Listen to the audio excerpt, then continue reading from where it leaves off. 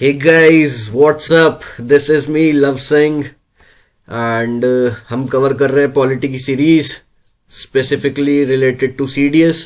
And आज हम पढ़ने जा रहे हैं एक और इम्पॉर्टेंट चैप्टर जिसका नाम है अमेंडमेंट ऑफ द कॉन्स्टिट्यूशन। ठीक है, तो हम इसके बारे में पूरा पढ़ेंगे कि ये क्या होता है एंड इसके बाद हम इसी के कंटिन्यूएशन में एक और चैप्टर भी देखेंगे, basic structure of the constitution. But उससे पहले मैं एफकैट की भी सीरीज चला रहा हूँ, तो specifically related to GK and English. ठीक है, तो एफकैट की जीके एंड इंग्लिश आपको कहाँ पे मिलेगी? आपको मिलेगी यूट्यूब चैनल पे, कुछ चीज़ें मिलेंगी एंड कुछ कंसाइज मटेरियल मैंने आप लोगों के लिए तैयार किया है। वो आपको कहाँ पे मिलेगा? वो आपको मिलेगा टेलीग्राम पे। ठीक है, तो आप यहाँ से एफकैट की जीके और इंग्लिश कवर कर सकते हैं एंड आई होप कि ये आपको काफ़ी हेल्प करेगा अपकमिंग एफकैट एग्ज़ाम में। ठीक है, तो आप चैनल पे जाइए और इसे यहाँ पे फॉलो करिए। ठीक है, बाकी यार ये जो चैप्टर्स मैं करा रहा हूँ ना पॉलिटी सीरीज में सीडीएस ओरिएंटेड, तो अगर आप लोगों ने सीडीएस स्ट्रैटेजी, मैंने एक वीडियो पोस्ट किया था अभी, उसे देखा हो तो आपको पता लगेगा कि पॉलिटी कितनी इंपॉर्टेंट है।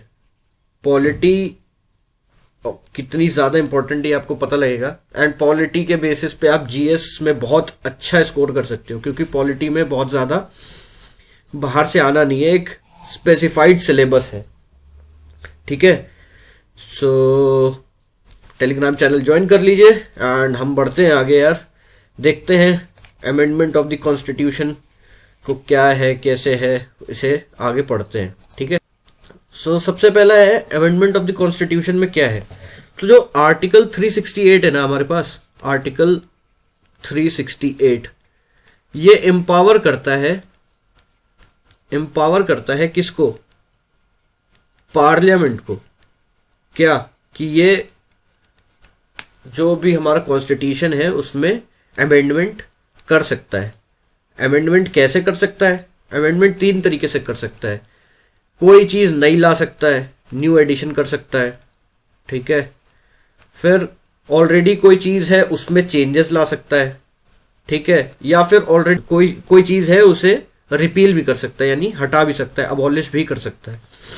तो इस तरीके से अमेंडमेंट कर सकता है। नए एडिशन ला सकता है, चेंजेस ला सकता है ऑलरेडी एग्जिस्टिंग कोई भी लॉ में या कोई भी एक्ट में, एंड कोई एक्ट है तो उसे रिपील भी कर सकता है, हटा भी सकता है। ठीक है, उसके लिए जो आर्टिकल हमारे कॉन्स्टिट्यूशन संविधान में दिया हुआ है वो है आर्टिकल 368। इसी के तहत पार्लियामेंट के पास पावर है। ठीक है, अच्छा इसकी बात किसने की गई है? Article 368 is in part 20।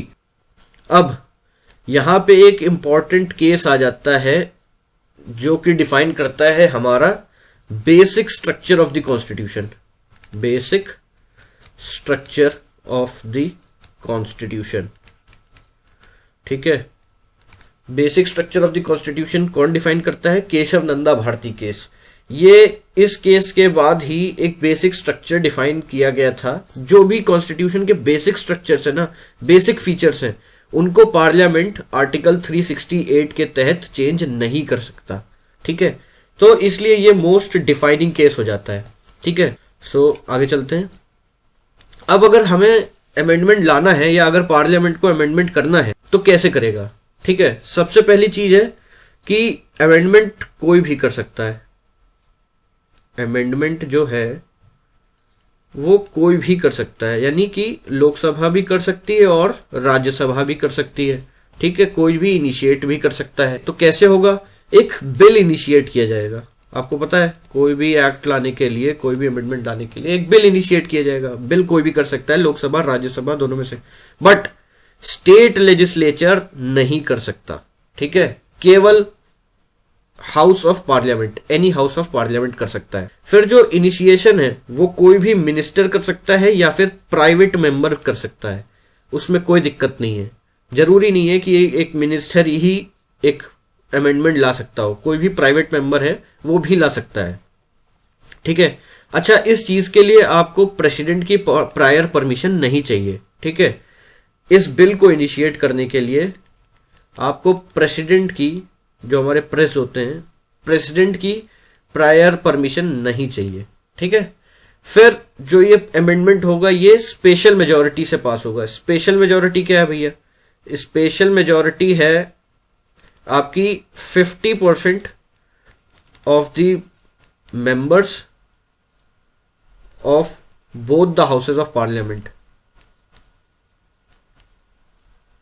Both the houses of parliament. ठीक, 50% of the members of both the houses parliament, ये इसकी पहली कंडीशन है। और इसकी दूसरी कंडीशन क्या है? इसकी दूसरी कंडीशन है कि 2/3 of the members which are present and voting. ठीक है,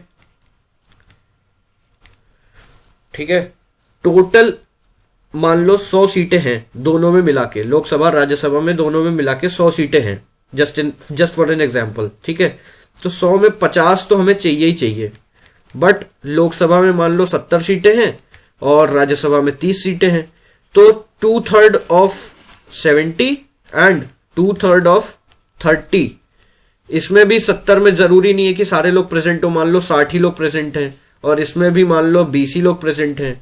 ठीक है, या 15 लोग ही प्रेजेंट हैं, तो 2/3 of the members which are present in voting, ये पहली कंडीशन है। And 50% of the total members, यानी कि 50% ऑफ कितना 100, यानी 50 तो चाहिए ही चाहिए vote. And 2/3 of the members which are present in voting.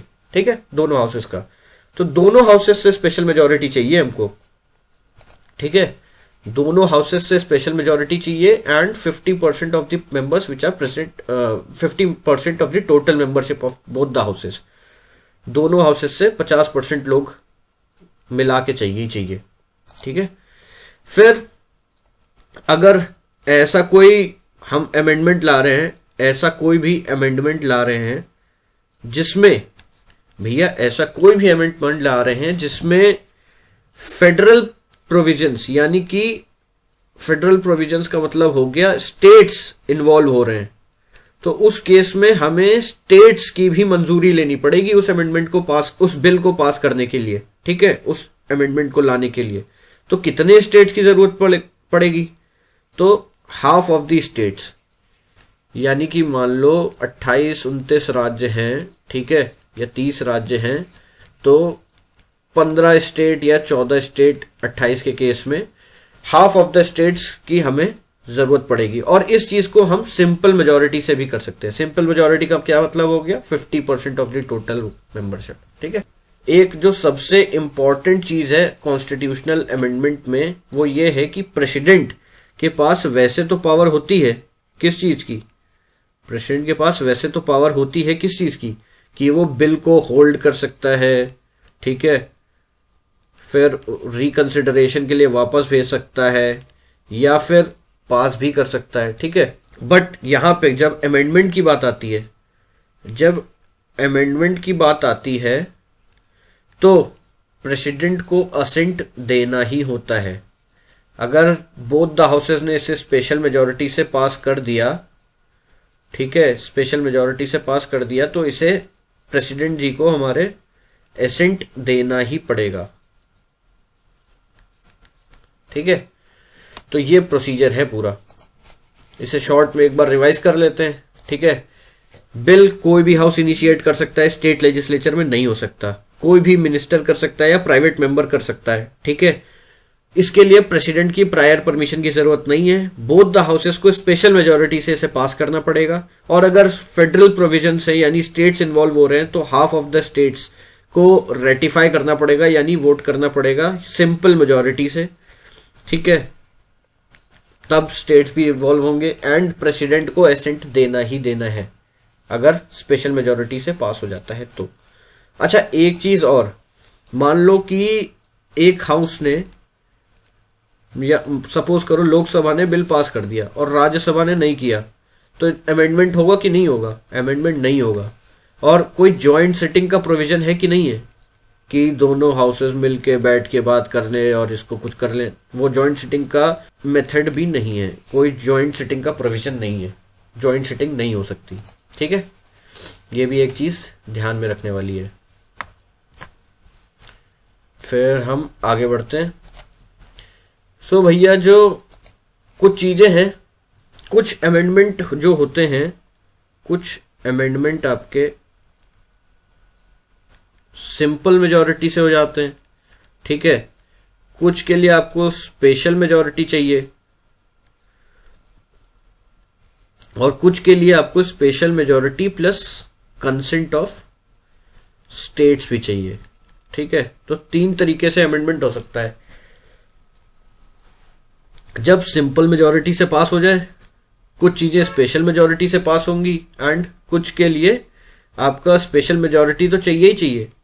Consent, half of the consent बताया था ना भी, हाफ जितने स्टेट्स हैं उसमें हाफ स्टेट्स का कंसेंट चाहिए होगा, ठीक है। तो तीसरा ये प्रोविजन है। तो पहले चीज देख लेते हैं कौन सी ऐसी चीजें हैं जो सिंपल मेजॉरिटी से पास हो जाती है। अच्छा, ये मैं क्यों बता रहा हूं, इसको बताने का रीजन ये है, सिंपल मेजॉरिटी, इसको ऐसे लिख लेते हैं, ठीक है। सिंपल मेजॉरिटी, एक क्वेश्चन आया था सीडीएस में एक बार, ठीक है। 4 चीजें लिखी हुई थी, 4 ऑप्शन थे, और क्वेश्चन में पूछा था इनमें से कौन सी चीज है जो सिंपल मेजॉरिटी से पास हो सकती है, ठीक है। उसके लिए कोई स्पेशल मेजॉरिटी नहीं चाहिए, सिंपल मेजॉरिटी से पास हो सकती है। तो उसमें 4 ऑप्शन दिए हुए थे, जिसमें कि 3 ऐसे थे जो स्पेशल मेजॉरिटी वाले या special majority with consent of state वाले चाहिए थे, और एक ऐसा था जो सिंपल मेजॉरिटी से पास हो सकता था, ठीक है। इसलिए मैंने ये सारी चीजें आपको यहाँ पे दी हुई हैं, क्योंकि सीडीएस में इस तरह के क्वेश्चन आए हुए हैं, ठीक है। अब मान लो पहला है इसमें कि हमें कोई नया स्टेट है, उसे एडमिनिस्टर करना है या एस्टैब्लिश करना है, तो वो सिंपल मेजॉरिटी से हो सकता है, ठीक है। नया स्टेट बनाना है, ठीक है, तो भी सिंपल मेजॉरिटी से हो सकता है। फिर क्रिएशन, ये क्रीन नहीं है और ये एबॉलिन नहीं है, क्रिएशन है और एबॉलिशन है। कोई नई, मान लो कोई बड़ा स्टेट है जहां पे लेजिस्लेटिव काउंसिल की जरूरत है, जैसे उत्तर प्रदेश हो गया आपका, यहाँ पे है, ठीक है। उत्तर प्रदेश में लेजिस्लेटिव काउंसिल्स हैं, तो उसके क्रिएशन और एबोलिशन के लिए, या बनाना है या फिर हटाना है, तो उसके लिए आपको सिंपल मेजॉरिटी से ये भी काम हो सकता है। सेकेंड शेड्यूल में जो चीजें दी हुई हैं, हम बात करेंगे शेड्यूल्स की आगे, बट एज ऑफ नाउ हम ये देखते हैं सेकेंड शेड्यूल में जो चीजें दी हुई हैं वो आपकी सिंपल मेजॉरिटी से अमेंडमेंट में हो सकता है। कोरम क्या होता है? कोरम होता है भैया, पार्लियामेंट में एक मिनिमम स्ट्रेंथ चाहिए होती है, ठीक है, मिनिमम नंबर ऑफ पीपल चाहिए होते हैं, ताकि बाकी की मीटिंग या डिस्कशंस कंडक्ट कराए जा सके, ठीक है। तो वो मिनिमम नंबर कैसे डिसाइड होगा? वो मिनिमम नंबर भी आपका चेंज किया जा सकता है किसी भी अमेंडमेंट के थ्रू, और उसके लिए सिंपल मेजॉरिटी ही काफी रहेगी, ठीक है। सैलरीज अलाउंसेस जो हम डिसाइड करते हैं, पार्लियामेंट के लिए डिसाइड करते हैं, मेंबर ऑफ पार्लियामेंट के लिए डिसाइड करते हैं, ये भी सिंपल मेजॉरिटी से ही कर सकते हैं। रूल्स इन पार्लियामेंट के कुछ गवर्निंग रूल्स होते हैं, वो प्रिविलेजेस ऑफ पार्लियामेंट, ठीक है, या privileges given to the members of parliament. ये प्यून जजेस क्या होते हैं? प्यून जजेस होते हैं आपका, मान लो कोई जज है, उसे कुछ एडिशनल ड्यूटीज दी गई हैं, लेकिन उनकी जो ड्यूटीज दी गई हैं वो सुपीरियर हैं, लेकिन जो उनकी रैंक है एज ऑफ नाउ वो आपकी जूनियर है। मान लो कोई जज है, उसे सुप्रीम कोर्ट का काम दिया गया, लेकिन वो है हाई कोर्ट जज, ठीक है। एडहॉक जज पढ़ाया था ना मैंने, ठीक है, एडहॉक जज पढ़ाया था, और कुछ रिटायर्ड जजेस के बारे में पढ़ाया था, ठीक है, एडिशनल जजेस के बारे में पढ़ाया था पिछले वीडियो में। तो वही है, तो रैंक कम है उनकी, लेकिन जो उन्हें काम दिया गया है वो सुपीरियर काम दिया गया है, ठीक है। उसके भी रीजंस होते हैं, तो उनमें भी अगर कोई चेंजेस लाना है तो सिंपल मेजॉरिटी से ला सकते हैं। देन अगेन इंग्लिश लैंग्वेज का use, jurisdiction of supreme court कितनी होनी चाहिए, official languages, citizenship, election of parliament, delimitation, जो यूनियन टेरिटरीज है उनके रिगार्डिंग अगर हमें कोई अमेंडमेंट लाना है। 5th शेड्यूल और 6th शेड्यूल में क्या है, शेड्यूल्ड एरियाज है ना, उनके रिगार्डिंग बात होती है, शेड्यूल्ड एरियाज के रिगार्डिंग बात होती है, किस एरिया को शेड्यूल्ड एरिया कंसीडर करना है, और उसमें भी अगर कुछ अमेंडमेंट लाने हैं तो वो सिंपल मेजॉरिटी से हो जाते हैं, ठीक है। तो ये जितने पॉइंट हैं ये आपको लग रहा होगा कि बहुत ज्यादा है, बट आप 2-3 बार पढ़ोगे, 2-3 बार मेरे वीडियोस देख लोगे, it will hardly take 10 to 15 minutes. पहली बार में, दूसरी बार में 7-8 मिनट हो जाएगा, तीसरी बार में 3-4 मिनट हो जाएगा, ठीक है। तो उसके बाद आपको सारी चीजें याद हो जाएंगी। ट्रस्ट मी ऑन दिस, इसमें क्वेश्चन बहुत आने की प्रोबेबिलिटी रहती है यार, कि लोगों को याद ही नहीं रहता कौन सी चीजें हम सिंपल मेजोरिटी से अमेंड कर सकते हैं और कौन सी चीजें हम किस चीजों में हमें स्पेशल मेजोरिटी चाहिए होती है, या फिर special majority with consent of state चाहिए होता है। तो सिंपल मेजोरिटी से होने वाले काम ये है भैया, इनमें हम अमेंडमेंट ला सकते हैं सिंपल मेजोरिटी से, हमें नहीं चाहिए इसमें कोई भी स्पेशल मेजोरिटी। ठीक है, आगे बढ़ते हैं। फिर अब ये देखते हैं कि इनमें स्पेशल मेजोरिटी में क्या सीन है, कि स्पेशल मेजोरिटी हमें कब चाहिए अमेंडमेंट लाने के लिए। तो भैया अमेंडमेंट लाने के लिए हमें स्पेशल मेजोरिटी तब चाहिए जब हमें फंडामेंटल राइट्स और डीपीएसपीज में चेंज करना होगा। स्पेशल मेजोरिटी मैंने आपको बता ही दिया, स्पेशल मेजोरिटी कुछ नहीं होती है, 50% of the total membership of both the houses, यानी लोकसभा राज्यसभा के दोनों मेंबर्स को मिला के जितने हैं उसमें 50% होना चाहिए। और दूसरा ये है कि 2/3 of the members of Lok Sabha and Rajya Sabha, यानी 2/3 ऑफ लोकसभा भी होना चाहिए जिन्होंने साइन किया हुआ है जो चाहते हैं अमेंडमेंट, और 2/3 ऑफ राज्यसभा भी होना चाहिए जो चाहते हैं। और ये कब? प्रेजेंट इन वोटिंग, उस समय जितने प्रेजेंट हैं और जितने वोट कर सकते हैं वो लोग, उनका 2/3 होना चाहिए। और इन ऑल भी 50% होना चाहिए लोकसभा राज्यसभा को मिला के। ठीक है, तो ये है स्पेशल मेजोरिटी। फिर special majority with consent of state.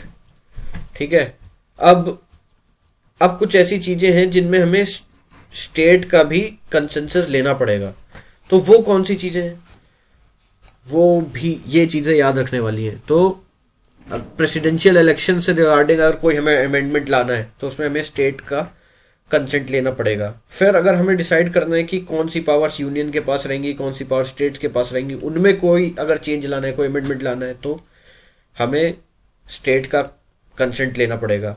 फिर supreme court and high court के अगर जुरिस्डिक्शन में, या फिर हमें कोई उनमें बहुत मेजर चेंजेस करने हैं उनके डिसीजन टेकिंग में, तो हमें स्टेट्स का कंसेंट लेना पड़ेगा।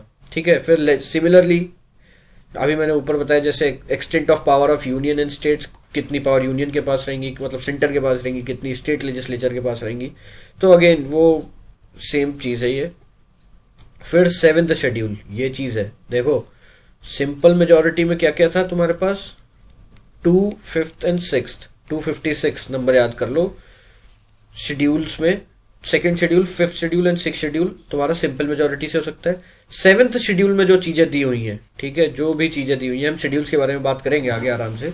7th शेड्यूल में जो चीजें दी गई हैं उनके लिए हमें स्पेशल मेजोरिटी तो चाहिए ही चाहिए, प्लस कंसेंट ऑफ स्टेट भी चाहिए।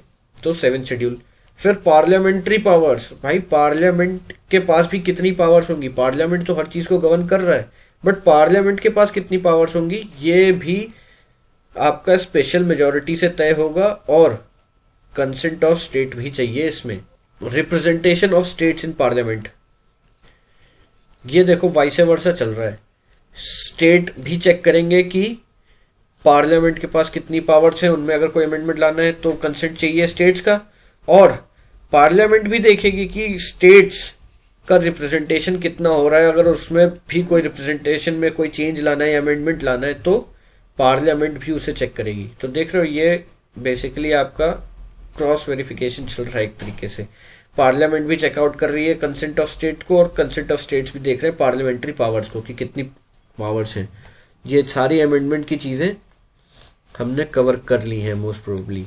अब केवल एक चीज रह रही है, हमारी जो अमेंडिंग पावर्स हैं उनको क्रिटिसाइज किया गया है। ठीक है, कई लोगों ने इसे क्रिटिसाइज किया है।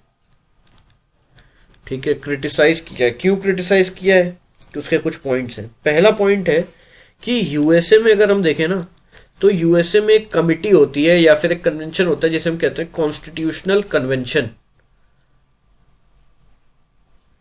अगर कॉन्स्टिट्यूशन में कोई अमेंडमेंट लाना है तो केवल यही बॉडी है, एक यही बॉडी है जो कि स्पेशल बॉडी है, एक यही स्पेशल बॉडी है जो कि कॉन्स्टिट्यूशन में अगर कोई अमेंडमेंट लाना है तो ला सकती है। जबकि इंडिया में ऐसा कुछ नहीं है। इंडिया में पार्लियामेंट ही है जिसके पास आर्टिकल 368 के तहत अमेंडिंग पावर्स हैं। ठीक है, तो ये हो गया पहला क्रिटिसिज्म। अगर तुम देखो तो जो अमेंडिंग पावर्स हैं वो केवल पार्लियामेंट के पास ही हैं। अगर पार्लियामेंट चाहे तो कोई कॉन्स्टिट्यूशन में चेंज ला सकता है। स्टेट लेजिस्लेचर जो होते हैं, स्टेट लेजिस्लेचर्स जो होते हैं वो आपका प्रपोज नहीं कर सकते कि हमें भी कोई कॉन्स्टिट्यूशन में अमेंडमेंट चाहिए। ठीक है, ये नहीं कर सकते, स्टेट लेजिस्लेचर्स नहीं कर सकते, पार्लियामेंट ही है जो इकलौता जो कर सकता है। तीसरा पॉइंट क्या हो गया? तीसरा पॉइंट हो गया आपका कि मेजॉरिटी जो चेंजेस हैं, अभी मैंने देखा ना सिंपल मेजॉरिटी जो हमने पढ़ा, तो उसमें कितने सारे चेंजेस आ गए। तो जितने भी चेंजेस हैं वो इकलौता पार्लियामेंट, मैक्सिमम चेंजेस पार्लियामेंट खुद अपने आप में इतना कैपेबल है कि वो कर सकता है। कुछ चेंजेस के लिए ही उसको स्टेट लेजिस्लेचर्स या स्टेट्स की कंसेंट ऑफ स्टेट चाहिए होता है, और उसमें भी अगर हाफ ऑफ द स्टेट्स अपना कंसेंट दे दें तो फॉर्मेलिटी कंप्लीट हो जाती है, सारे स्टेट्स की जरूरत भी नहीं है पार्लियामेंट को। ठीक है, तो ये एक फ्लॉ है। फिर अगर तुम चौथा पॉइंट देखो इसमें, तो चौथा पॉइंट ये कहता है कि जो स्टेट्स है ना, स्टेट्स के कोई ऐसा टाइम फ्रेम नहीं है जिसमें स्टेट्स को अपना कंसेंट देना हो। कभी भी दे सकते हैं, इनडेफिनिट टाइम में कभी भी दे सकते हैं। कोई टाइम पीरियड डिफाइंड ही नहीं है जिसमें स्टेट्स को अपना कंसेंट देना हो या फिर ना देना हो। पांचवा पॉइंट ये है कि अगर मान लो एक हाउस ने, मान लो लोकसभा ने अमेंडमेंट बिल को पास कर दिया, ठीक है, कि हमें चाहिए, फिर राज्यसभा ने कहा कि हम नहीं करेंगे भैया, ठीक है, तो कोई भी ऐसा मैकेनिज्म नहीं है जिससे कि लोकसभा और राज्यसभा की जॉइंट सिटिंग करके कोई हल निकाला जा सके, कुछ बातें हो सके, कुछ उस बिल पे बात हो सके। ठीक है, वो एक तरीके से स्थगित रह जाएगा, उसकी कोई कॉन्स्टिट्यूशनल वैलिडिटी भी नहीं होगी और वो पास भी नहीं हो पा रहा होगा। ठीक है, फिर एक जो सबसे बड़ी चीज है वो ये है कि जितने मैक्सिमम अमेंडमेंट्स जो है ना, 6th पॉइंट, मैक्सिमम अमेंडमेंट्स जो भी हम चाहते हैं वो एक नॉर्मल बिल की तरह पास हो रहा है, यानी ऑर्डिनरी बिल की तरह। ठीक है भैया, तुम संविधान जिससे देश चल रहा है उसको चेंज करने की बात कर रहे हो, तो तुम इसे नॉर्मल बिल की तरह तो नहीं पास कर सकते। तो एक स्पेशल बॉडी होनी चाहिए जो इस पे, एक स्पेशल कमेटी होनी चाहिए जो इसको अच्छे से देखे कि इसकी जरूरत क्या है और क्या इसकी रिपरकशंस होंगे, क्या इसके कॉन्सिक्वेंसेस होंगे। हम इसे केवल ऑर्डिनरी बिल की तरह पास कर दे रहे हैं। ये सारा आपको जितना कंटेंट है वो आपको टेलीग्राम चैनल पे मिल जाएगा। ये चैप्टर हो चुका है खत्म। इस चैप्टर की इतनी प्रोबेबिलिटी है कि पिछले पिछली बार शायद एक इससे क्वेश्चन आया था। एंड इसके बाद हम पढ़ेंगे basic structure of the constitution, उसमें मैं आपको कुछ केसेस बताऊंगा। इसी के साथ हम इसे खत्म करते हैं। खुश रहो यार, पढ़ते रहो एकदम फुल पावर। सीडीएस ज़्यादा दूर नहीं है। पॉलिटी, करंट अफेयर्स और साइंस सबसे ज़्यादा इंपॉर्टेंट है, तुम्हें बता चुका हूँ मैं। अगर सीडीएस स्ट्रैटेजी वाला वीडियो नहीं देखा है तो उसे देखो जाकर, तुम्हें आइडिया लगेगा कि कैसे पढ़ना है और क्या पढ़ना है। एक इंसाइट्स मिलेगा यार तुम्हें कि हमें सब कुछ नहीं पढ़ना, हमें वो पढ़ना है जिससे हमारा पेपर क्लियर हो। और हमारा पेपर क्लियर करना है कोई इतनी टफ बात नहीं है। ऑल्दो यूपीएससी कंडक्ट कराता है, बट आराम से होता है यार लोगों का। बस एक स्ट्रैटेजी होनी चाहिए, एक माइंड मैप होना चाहिए कि हाँ, एक विजन होना चाहिए, हमें ये कवर करना है, ये चीज़ें अच्छे से कवर करनी है, और इस तरीके से मुझे अपना पेपर अटेम्प्ट करना पड़ेगा। तो मैं वो सारी चीज़ें भी बताऊंगा यार टाइम के साथ आपको कि आपको किस तरीके से अपना पेपर अटेम्प्ट करना है। जैसे मैंने AFCAT में बताया था वैसे ही सीडीएस में भी बताऊंगा। तो बस यार पढ़ते रहो, सिस्टम तो सारा हिला ही देंगे, कोई दिक्कत नहीं है। चलो बाय।